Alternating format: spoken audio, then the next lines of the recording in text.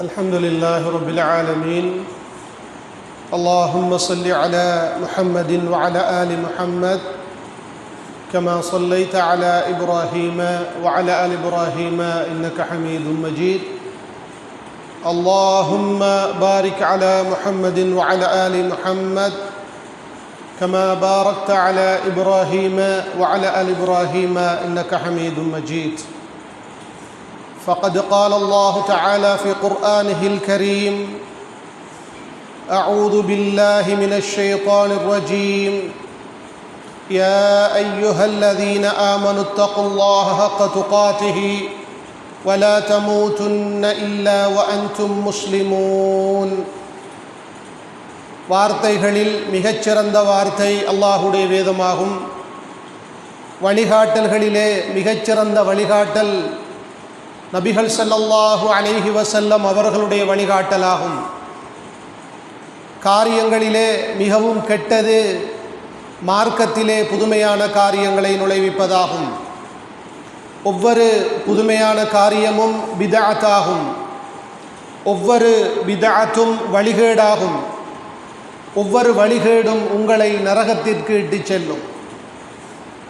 இந்த உபதேசத்தை நபிகள் ஸல்லல்லாஹு அலைஹி வஸல்லம் அவர்கள் தன்னுடைய குத்துபா பிரசங்கத்தின் ஆரம்பத்திலே ஞாபகப்படுத்தி இருக்கிறார்கள். அதை நானும் உங்களுக்கு ஞாபகப்படுத்திக் கொள்கின்றேன். அன்புக்குரிய சகோதரர்களே, வெள்ளிக்கிழமை தினம் குத்துபாவுடைய முழுமையான சவாபை பெற்றுக்கொள்ள வேண்டும் என்ற ஒரு நல்ல நோக்கத்திலே நீங்கள் அனைவரும் நேர காலத்தோடு மஸ்ஜிதுக்குள் வந்து அமர்ந்திருக்கிறீர்கள். அல்ஹம்துலில்லாஹ். இதிலே ஒரு சுன்னா இருக்கிறது, அதை முதலாவது ஞாபகப்படுத்துகிறேன். இமாம் குத்துபா பிரசங்கம் செய்கின்ற போது இமாமுக்கு சமீபமாக நெருக்கமாக அமர்ந்து கொள்வது என்பது சுன்னா. சில நேரத்திலே வரக்கூடிய அடிப்படையில் சிலர் அமர்ந்து கொள்ளாமல், நோயாளிகள் சுவர்களிலே சாய்ந்து இருந்து கொண்டாலும் முன்னால் வந்து அமரக்கூடியவர்கள் கொஞ்சம் நெருக்கமாக வந்து அமர்ந்து கொள்ளுங்கள், அது சுன்னத். பின்னால் வரக்கூடியவர்கள் பின்னால் அமர்ந்து கொள்ளட்டும் இன்ஷா அல்லாஹ்.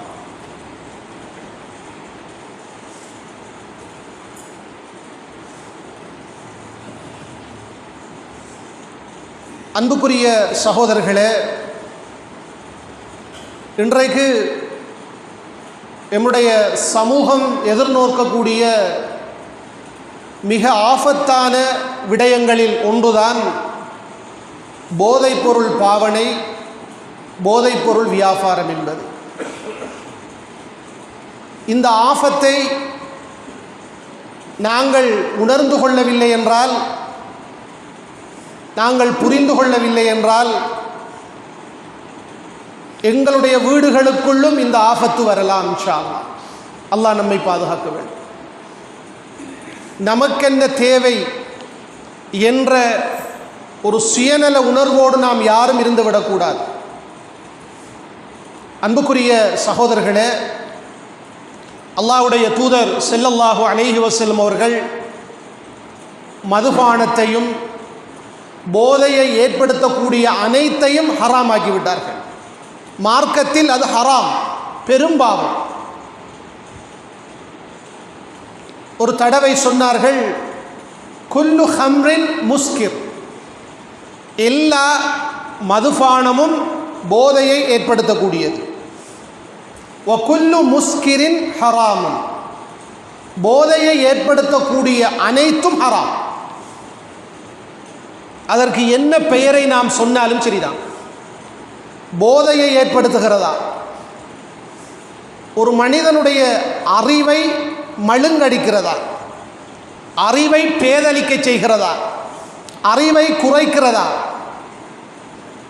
அது உண்மையிலேயே போதை ஏற்படுத்துகிறது, அது அவனுக்கு ஹராம்.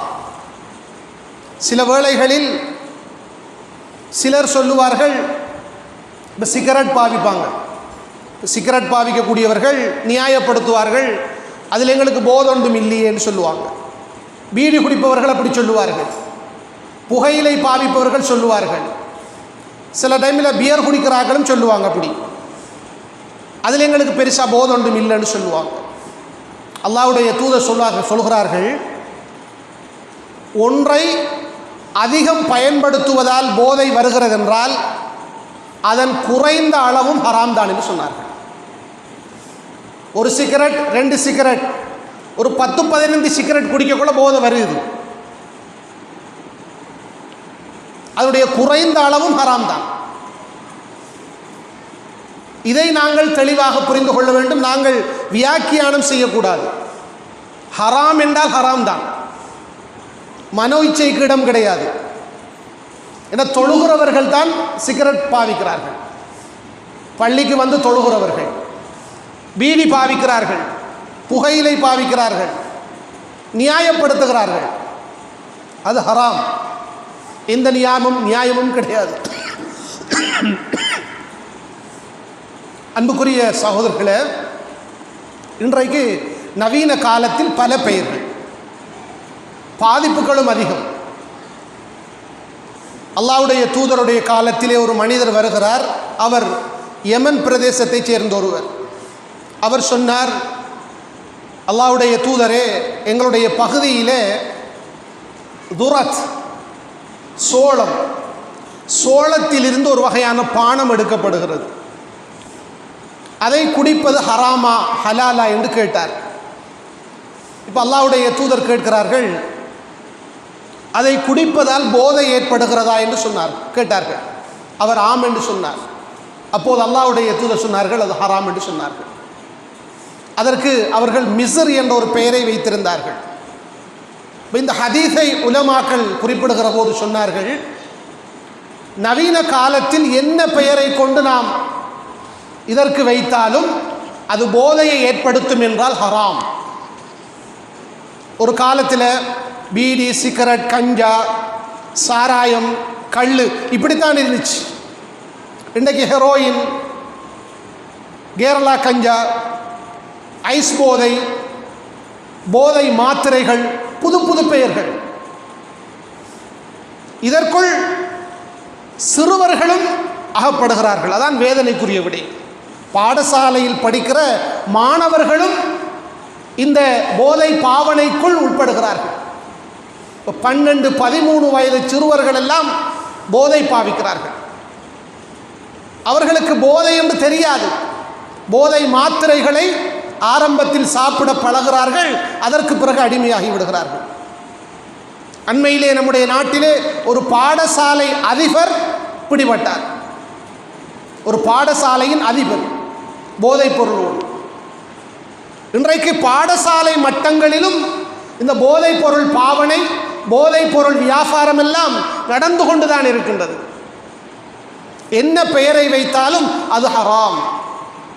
அதை நாங்கள் முதலாவதாக நம்முடைய உள்ளங்களிலே ஆழமாக பதிக்க வேண்டும்.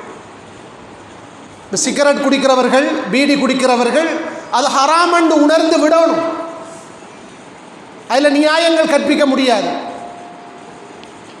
இதனால் ஏற்படுகிற பாதிப்புகளை உலமாக்கள் அடையாளப்படுத்துகிறார்கள். இந்த போதைப் பொருள் பாவனையால் ஏற்படக்கூடிய பாதிப்புகள், தனி மனித பாதிப்புகள் ஏற்படுகின்றன, பொருளாதார பாதிப்புகள், சமூக பாதிப்புகள், ஆரோக்கிய பாதிப்புகள், உளவியல் பாதிப்புகள், என்று பல பாதிப்புகள். இந்த பாதிப்புகளை ஒருவன் சரியான முறையிலே புரிந்து கொள்கிற போது அது எவ்வளவு பாரதூரமானது என்பதை புரிந்து கொள்வான்.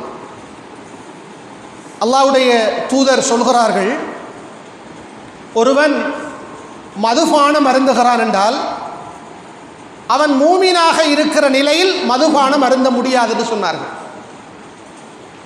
ஒருவன் உள்ளத்தில் ஈமான் உறுதியாக பரிபூரணமாக இருந்தால் அவன் நிச்சயமாக மதுபானம் அருந்த மாட்டான், போதைப் பொருள் பாவிக்க மாட்டான். ஒருவன் போதைப் பொருள் பாவிக்கிறானா, மதுபானம் அருந்துகிறானா என்றால் உலமாக்கள் சொல்லுகிறார்கள், அவனுடைய ஈமான் என்பது கலற்றி வைக்கப்படுகிறது. ஈமான் உள்ளவன் அப்படி செய்ய முடியாது. பேரு முஸ்லிம் தான், அப்துல்லா அப்துல் ரஹ்மான் பேரு, ஆனால் ஈமான் இல்லை. ஈமான் அந்த பரிபூரணமான ஒரு நிலையை அடையவில்லை. அப்படி அடைந்திருந்தால் அவன் நிச்சயமாக இந்த போதைப் பொருள் பாவனைக்குள் வந்திருக்க முடியாது. அது மட்டுமல்ல அன்புக்குரிய சகோதரர்களே,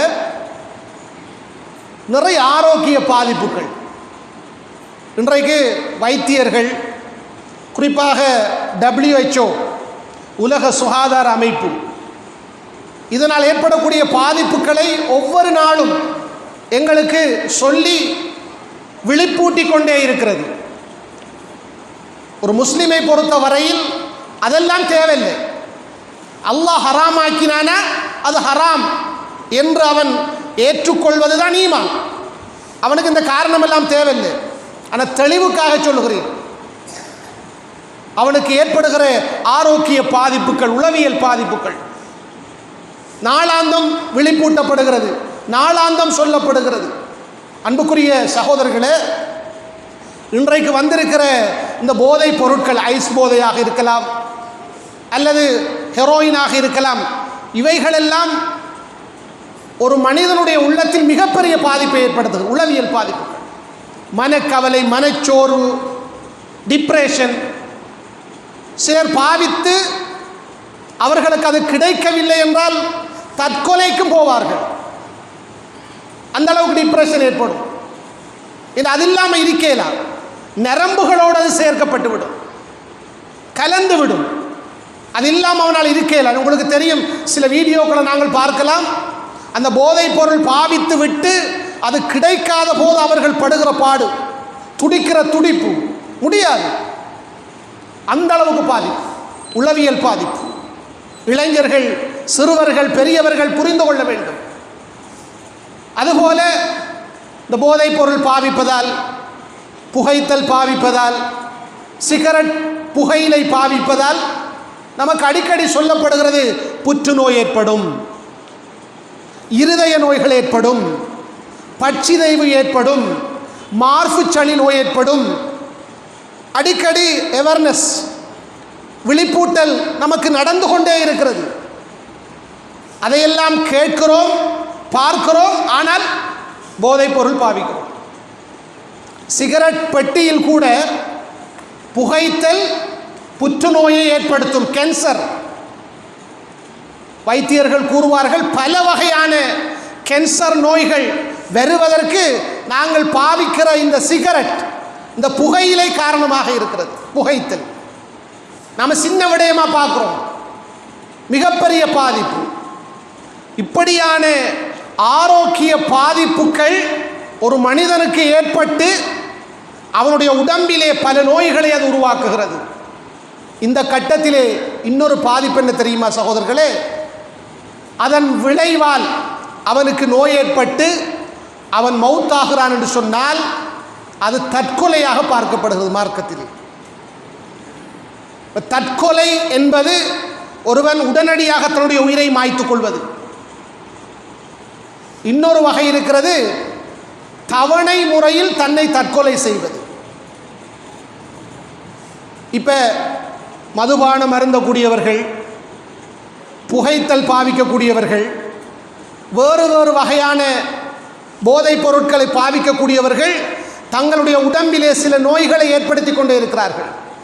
அது உடம்பில் இருந்து படிப்படியாக அவர்களை கொலை செய்கிறது. அதன் காரணத்தால் அவர்கள் நோய்வாய்ப்பட்டு மௌத்தாகிறார்கள். மார்க்கத்துடைய சட்டம் என்ன? தற்கொலை.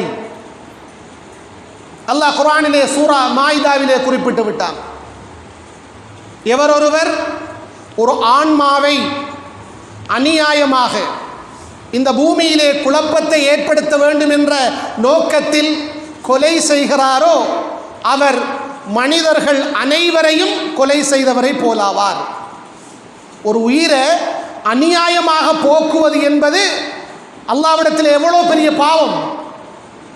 மனிதர்கள் அனைவரையும் கொலை செய்ததற்கு சமன். நாங்கள் இந்த போதைப் பொருள் பாவனையால் அதை பாவிக்கிறவர்கள் தங்களை தாங்களே தவணை அடிப்படையில் தற்கொலை செய்து கொள்கிறார்கள். இது உண்மை, நாம் கண்ணூடாக பார்த்து கொண்டிருக்கிற உண்மை, இதை மறுக்க முடியாது. அல்லாஹ்வுடைய தூதர் ஸல்லல்லாஹு அலைஹி வஸல்லம் அவர்கள் குறிப்பிட்டார்கள், முன்பொரு காலத்திலே ஒரு மனிதர் வாழ்ந்தார். அவருடைய கையிலே ஒரு காயம் ஏற்பட்டது. அந்த காயத்துடைய வலி தாங்க முடியாமல் அவர் தன்னுடைய கையை வெட்டி விட்டார். கை வெட்டப்பட்டதற்கு பிறகு உடனடியாக அவர் மௌத்தாகவில்லை. அந்த கை வெட்டப்பட்ட இடத்திலே இருந்து இரத்தம் கொஞ்சம் கொஞ்சமாக வெளியேறி அவர் மௌத்தாயிட்டார். இப்போ அல்லாஹ் சொல்கிறான், என்னுடைய அடியான் அவசரப்பட்டு அவன் மௌத்தாகிவிட்டான், தன்னை தற்கொலை செய்து விட்டான். எனவே இவனுக்கு நான் சுவர்க்கத்தை ஹராமாக்கி விட்டேன். அல்லாஹ் சொன்னதாக அல்லாஹ்வுடைய தூதர் சொல்கிறார்கள். இவன் உண்மையிலேயே உடனடியாக தன்னை கொல்லவில்லை.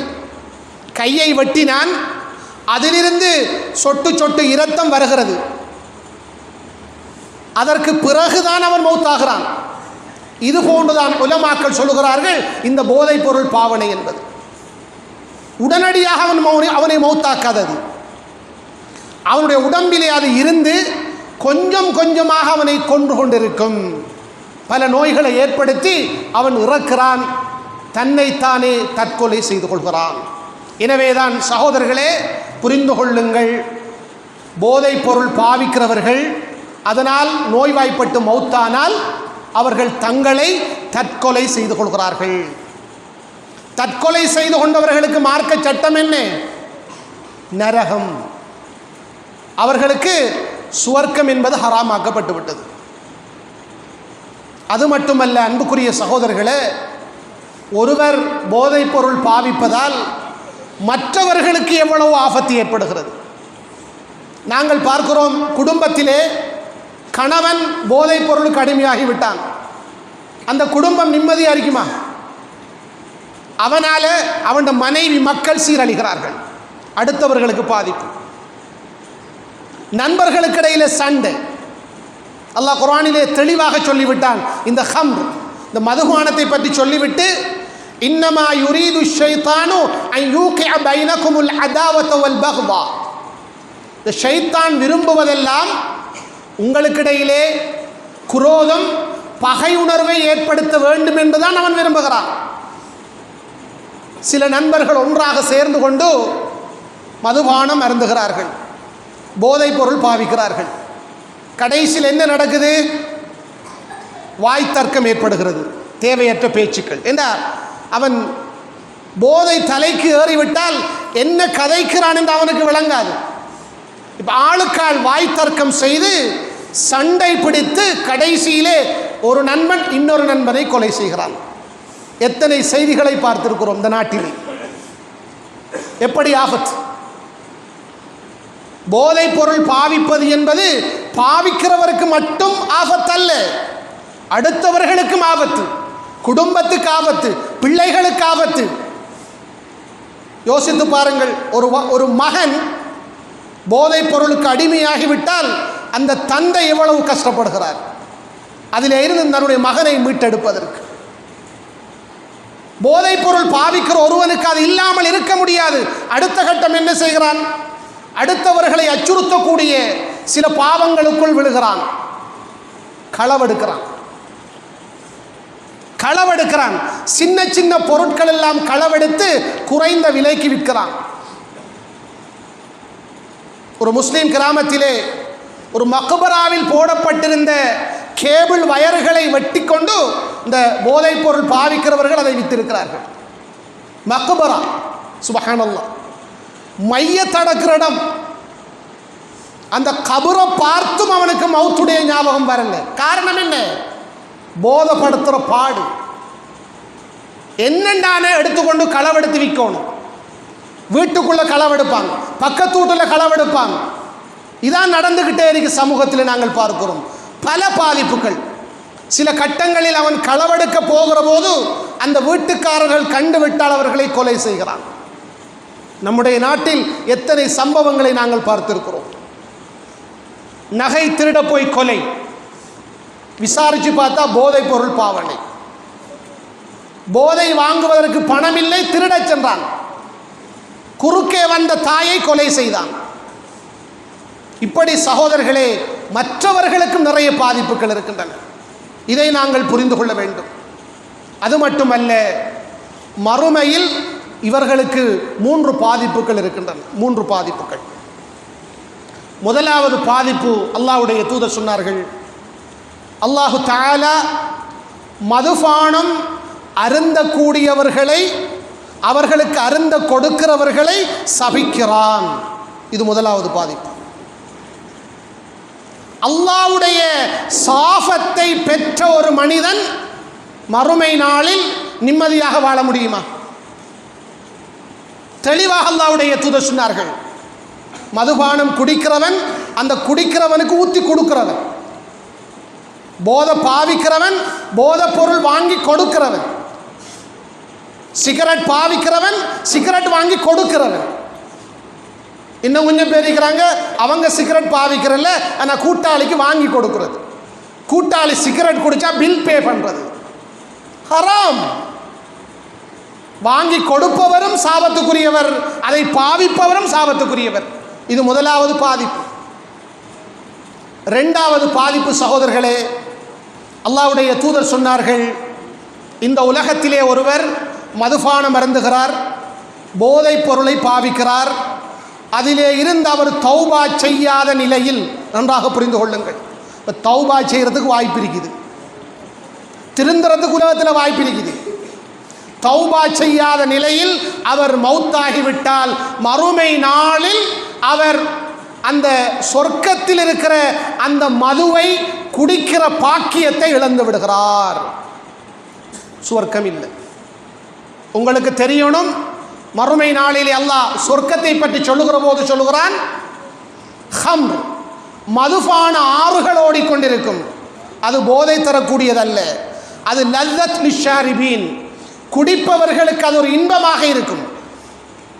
உலகத்தில் மதுபானம் குடிக்கிறவர்கள், போதை பாவிக்கிறவர்கள் தௌபா செய்யாமல் மௌத்தானால் சொர்க்கத்தில் இருக்கிற அந்த மது ஆற்றிலே இருந்து மதுபானம் குடிக்கிற பாக்கியம் அவர்களுக்கு கிடையவே கிடையாது. இது இரண்டாவது பாதிப்பு. மூன்றாவது பாதிப்பு, அல்லாஹ்வுடைய தூதர் ஸல்லல்லாஹு அலைஹி வஸல்லம் அவர்கள் சொல்லுகிறார்கள், இந்த உலகத்திலே மதுபானம் குடித்தவர்கள், போதைப் பொருள் பாவித்தவர்கள், அவர்களுக்கு நரகத்திலே அல்லாஹ் கொடுக்கிற உணவு என்ன தெரியுமா? தீனத்துல் ஹபால் என்ற உணவு. சஹாபாக்கள் கேட்டார்கள், தீனத்துல் ஹபால் என்றால் என்ன யா ரசூலல்லாஹ்? நரகவாதிகளுடைய உடம்பிலே இருந்து வழிந்தோடுகிற வியர்வையும் சீல்களும் தான் என்று சொன்னார்கள். அதான் உலமாக்கள் நஹருல் ஹபால், ஹபால் என்ற ஆற்றில் இருந்து அவர்கள் குடிக்க வேண்டும், சாப்பிட வேண்டும்.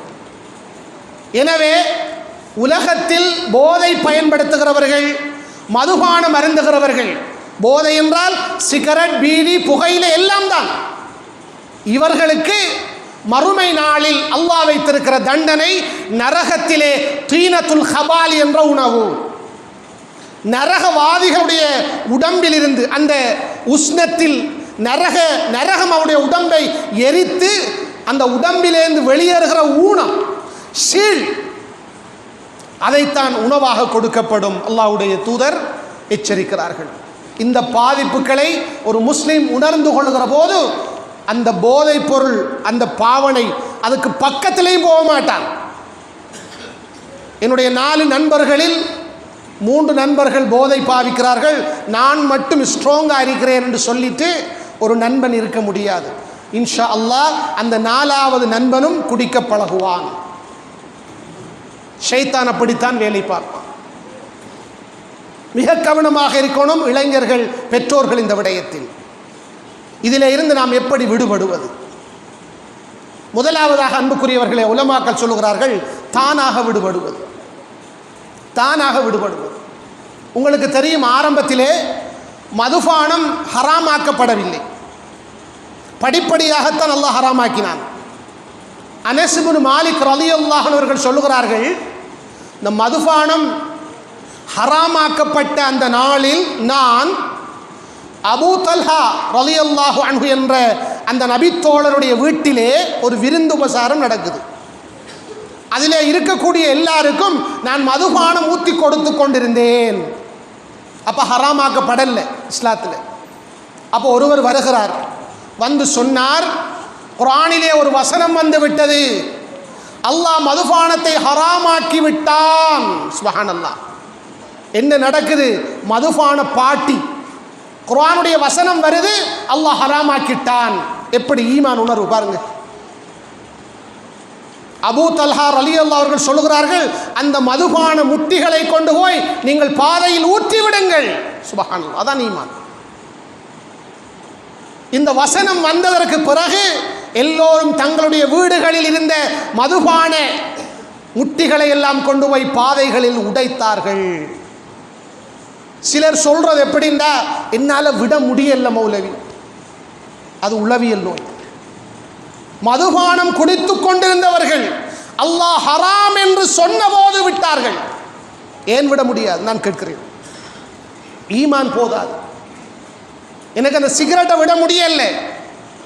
சாப்பிட்டா ஒரு சிகரெட் குடிக்கணும், பழையிட்டு. கவலை வந்த ஒரு சிகரெட் குடிக்கணும், பழையிட்டு. இதெல்லாம் நம்முடைய உள்ளம்தான். ஈமான் இருந்தால் விடுபட முடியும் இன்ஷா அல்லாஹ். இது ஹராம். இதற்கு மறுமையிலே நரகத்தில் தீனத்துல் ஹபால் என்ற உணவு இருக்கிறது, அல்லாஹ்வுடைய சாபம் இருக்கிறது என்று நீங்கள் பயந்து வாருங்கள். இன்ஷா அல்லாஹ் விடுபடலாம். பாவிக்கிறவர்கள் விடுபட முடியும். இது முதலாவது வழி. இரண்டாவது, இந்த சமூக நிறுவனங்கள் இந்த விடயத்தில் கவனம் செலுத்த வேண்டும். குறிப்பாக பள்ளி வாயில்கள், பாடசாலைகள், பொது நிறுவனங்கள் அடிக்கடி மாணவர்களுக்கு மத்தியிலே, மக்களுக்கு மத்தியிலே இதன் பாதிப்புகளை பற்றி அவர்கள் விழிப்புணர்வு செய்து கொண்டே இருக்க வேண்டும். வெறுமனே மிம்பர்களில் மட்டும் ஒரு ஹுத்பா ஓதிவிட்டு போவதால் தடுக்க முடியாது. எல்லோரும் இது என்னுடைய கடமை என்று நினைத்து பாருங்கள். அப்படி நினைத்தால் இன்ஷா அல்லாஹ் நம்முடைய சமூகத்திலே இதிலே இருந்து நாங்கள் இந்த சமூகத்தை விடுபட வைக்க முடியும். குறிப்பாக அன்புக்குரியவர்களே,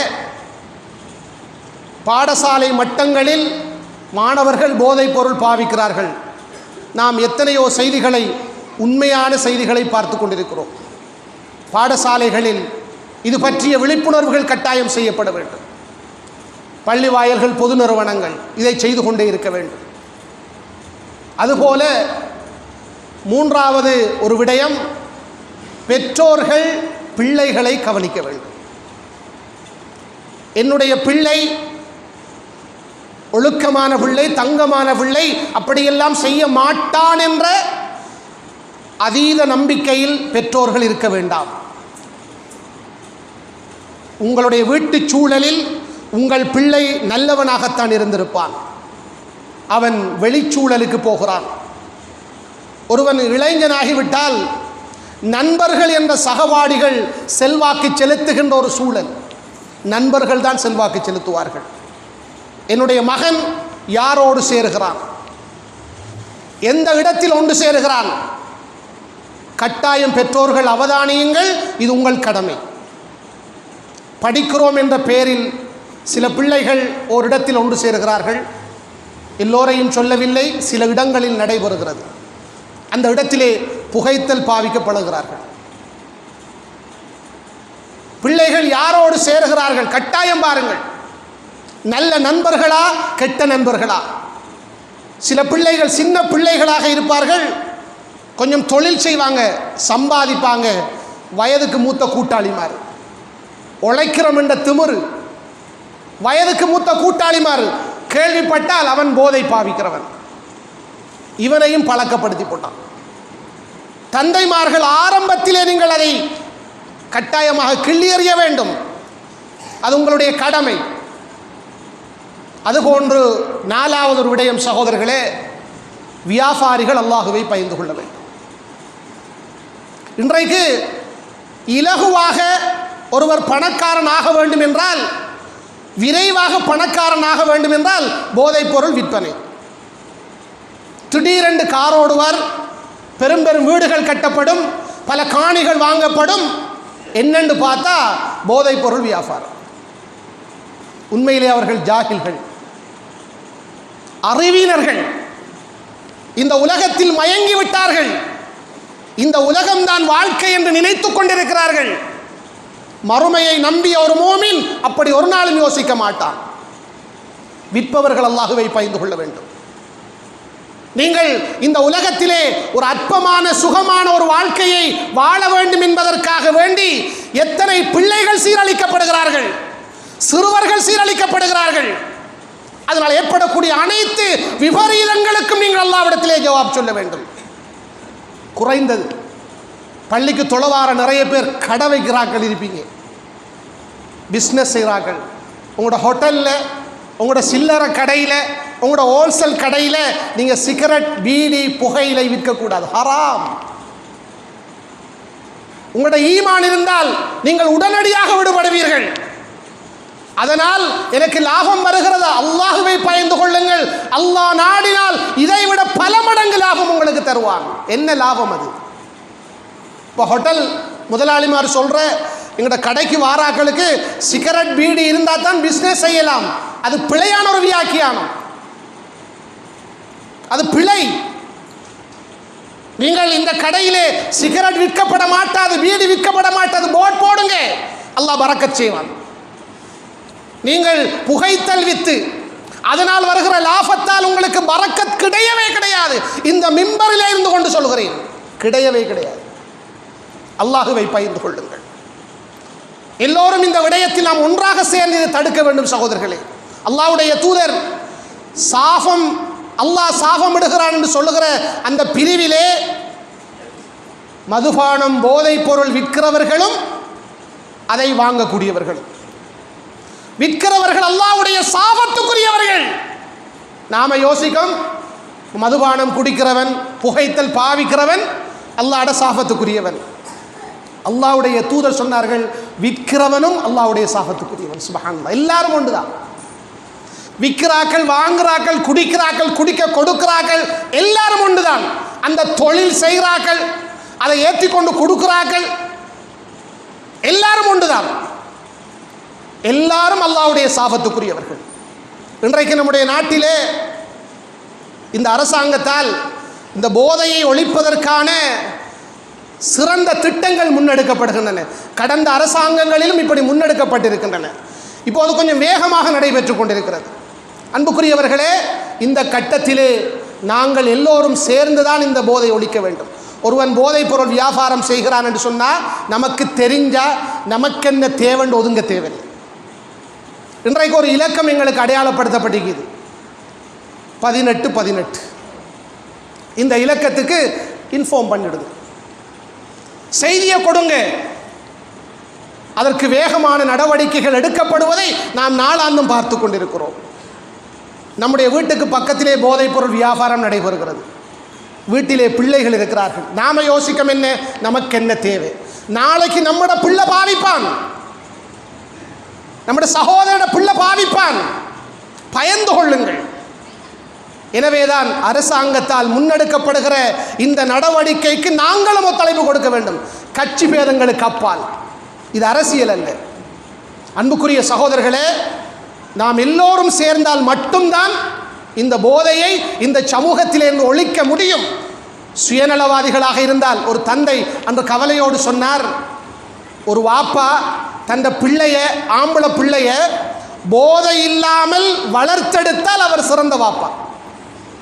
அந்த அளவுக்கு இந்த போதைப் பொருள் பாவனை என்பது சமூகத்துக்குள் இன்றைக்கு ஊடுருவி விட்டது, எல்லா இடங்களுக்குள்ளும் வந்துவிட்டது. சில பிள்ளைகளை பார்க்கிறோம், இந்த பிள்ளை போதைப் பொருள் பாவிச்சிருக்குமா, எப்படி பாவிச்சு? சில தந்தைமார்கள் வெட்கத்திலே தன்னுடைய பிள்ளைகள் போதைக்கு அடிமையாகிவிட்டான் வீட்டுக்குள் ரூமுக்குள் அடைத்து வைத்திருக்கிறார்கள். சகோதரர்களே, கௌரவ பிரச்சனை. கெட்ட நண்பர்களால் பழுதாகிவிட்டான். அல்லாஹுவை நாம் பயந்து கொள்வோம். எனவேதான் இந்த வழிமுறைகளின் ஊடாக நாம் இந்த போதைப் பொருளை இந்த சமூகத்திலே இருந்து நாம் ஒழிக்க வேண்டும். அது நம்முடைய கடமை என்பதை இந்த மிம்பரிலே இருந்து அமானிதத்தோடு உங்களுக்கு ஞாபகப்படுத்துகிறேன். அல்லாஹு தஆலா அதற்கு நம் அனைவருக்கும் தௌஃபீக் செய்வானாக.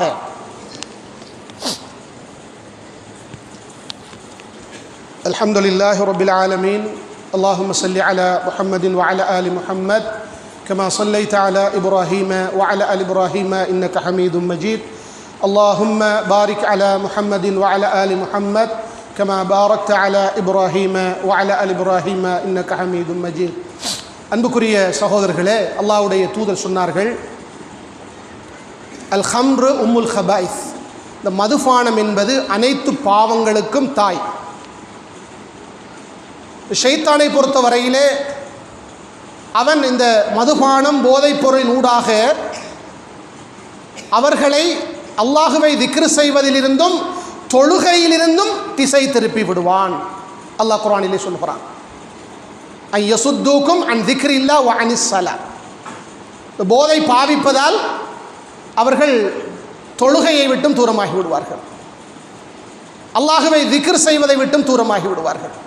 அதனால் அல்லாஹ்வுடைய தூதர் சொன்னார்கள், இந்த மதுபானம் குடிக்கிறவர்கள், போதை பாவிக்கிறவருடைய 40 நாள் தொழுகைகள் ஏற்றுக்கொள்ளப்படாது. அப்படி என்றால் 40 நாள் தொழுகைகளுக்கான கூலி சவாப் அவர்களுக்கு கிடைக்காது. எனவே தான் உலமாக்கள் சொல்லுகிறார்கள், ஒருவர் இதிலே இருந்து தன்னை திருத்திக் கொள்ள வேண்டும் என்று சொன்னால் அவர் பள்ளிக்கு வர வேண்டும், தொழ வேண்டும், ஆன்மீகத்தை தனக்குள் எடுத்துக்கொள்ள வேண்டும். அது முக்கியமான ஒரு வழி. என்றால் அவன் 5 நேரம் பள்ளிக்கு வந்து தொழுகிறான், அல்லாஹுவை நினைத்து கொள்கிறான், அவனுக்கு ஈமான் வருகிறது. ஈமான் பூரணமாகிவிட்டால் போதைப் பொருள் பாவிக்க மாட்டான். முக்கியமான வழி. அன்புக்குரியவர்களே, இன்றைக்கு நமக்கு மத்தியிலே தொழுகையாளிகள் குறைந்து கொண்டு போகிறார்கள். அதை நாம் ஏற்றுக்கொள்ள வேண்டும். ஜும்மாவுக்கு கூட நான் ஹுத்துபாவை ஆரம்பிக்கிற போது ஒரு 30 பேர் தான் பள்ளிக்குள்ளே இருந்தீங்க. ஹுத்துபா முடிகிறதுக்குள்ளே எல்லாரும் வந்து சேர்ந்துட்டீங்க, அல்ஹம்துலில்லாஹ். வாரத்தில் ஒரு நாள், ஒரு வெள்ளிக்கிழமை ஹுத்துபா, அதுக்கே நேரத்துக்கு வர முடியலை நமக்கு. 5 நேர தொழுகைகளை அல்லாஹ்வுக்காக தொழ வேண்டும். அல்லாஹ் குர்ஆனிலே சொல்கிறான், ஃபஹலஃப மின் பஅதிஹிம் கல்ஃபுன் அல்லாஹு ஸலாத் வத்தபஉ ஷஹவாத் உலைக சயல்கௌன கய்யா. பிறகு சில வழித்தோன்றல்கள் வருவார்கள், அவர்கள் தொழுகையை பாழாக்குவார்கள், மனோ இச்சைகளை பின்பற்றுவார்கள், அவர்கள் மறுமை நாளில் கையுன் என்ற ஓடையைத்தான் சந்திப்பார்கள். யாரை பற்றி அல்லாஹ் சொல்றான்? அறவே தொழாதவர்களை பற்றி சொல்கிறானா? சகோதரர்களே, ஒருவன் அறவே தொழவில்லை என்றால் அவனுக்கு நரகம். ஒருவன் எனக்கு தொழுகை கடமை இல்லை என்று தொழவில்லை என்றால் அவன் இஸ்லாத்தை விட்டு வெளியேறிவிட்டான். ஒருவன் தொழுகிறான், ஆனால் தொழுகையில் கேர்லெஸ், பொடுபோக்கு, அந்த உரிய நேரத்துக்கு தொழாமல் அந்த தொழுகையை பின்படுத்துகிறான். இப்னு அப்பாஸ் ரலியல்லாஹு அன்ஹு அவர்கள் இந்த வசனத்துக்கு அப்படித்தான் விளக்கம் சொல்கிறார்கள். தொழுகையை பாழாக்குகிறார்கள் என்றால் அறவே தொழாதவர்கள் அல்ல. லுஹருடைய டைம் வரும், அசர் வரைக்கும் பின்படுத்துகிற தொழுகிற இல்லை, அசர் தொழுகிற மகரிப் இல்லை, இஷா தொழுகிற சுபஹே கிடையாது.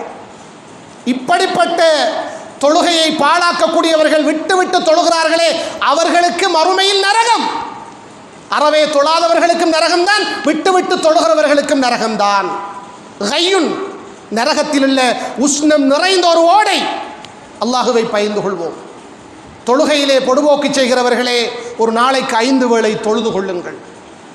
நாம் பள்ளிவாசலுக்கு வந்து போகிற போது ஈமான் கிடைக்கும். அல்லாஹ்வுடைய தூதர் சொன்னார்கள், ஒருவர் மஸ்ஜிதுக்கு சென்று வருவதை கண்டால் அவருக்கு ஈமான் இருக்கிறது என்பதற்கு நீங்கள் சாட்சி சொல்லுங்கள். ஈமான் வரும் சகோதரர்களே. ஈமான் பூரணம் அடைந்தால் நாம் போதைப் பொருள் பாவிக்க மாட்டோம், இன்ஷா அல்லாஹ். புகைத்தல் பாவிக்க மாட்டோம், மதுபானம் பாவிக்க மாட்டோம். எனவே அதற்கான ஒரு தீர்வு, நாம் பள்ளிக்கு வர வேண்டும், 5 வேளைகள் தொழ வேண்டும், அந்த தொழுகையிலே நாம் பேணுதலோடு இருக்க வேண்டும் என்ற ஒரு விடயத்தையும் இந்த ஹுத்துபாவிலே இறுதியாக உங்களுக்கு ஞாபகப்படுத்திக் கொள்கின்றோம். எனவே அன்புக்குரியவர்களே, இந்த போதைப் பொருள் பாவனை, போதைப் பொருள் விற்பனை என்பது இந்த சமூகத்திலே ஏற்பட்டிருக்கிற மிகப்பெரிய ஆபத்தான ஒரு விடயம். இதை நாங்கள் உணர்ந்து கொள்ளவில்லை என்றால் நம்முடைய சமூகம் இதிலே இன்றைக்கு பழுதாகி விடுகிறது. நம்முடைய பிள்ளைகள் கூட இந்த பாவத்துக்குள் அகப்பட்டு விடுவார்கள், இந்த போதைப் பொருளுக்கு அடிமையாகி விடுவார்கள். எனவே இதை நாம் பொதுநல உணர்வோடு சிந்தித்து இந்த சமூகத்திலே இருந்து இதை இல்லாதொழிப்பதற்கு நாம் எல்லோரும் முயற்சி செய்வோம். அதற்கு அல்லாஹு தஆலா நம் அனைவருக்கும் தௌஃபீக் செய்வானாக. ஆமீன் ஆமீன். வ ஆகிரு தஅவானா அனில் ஹம்துலில்லாஹி ரப்பில் ஆலமீன்.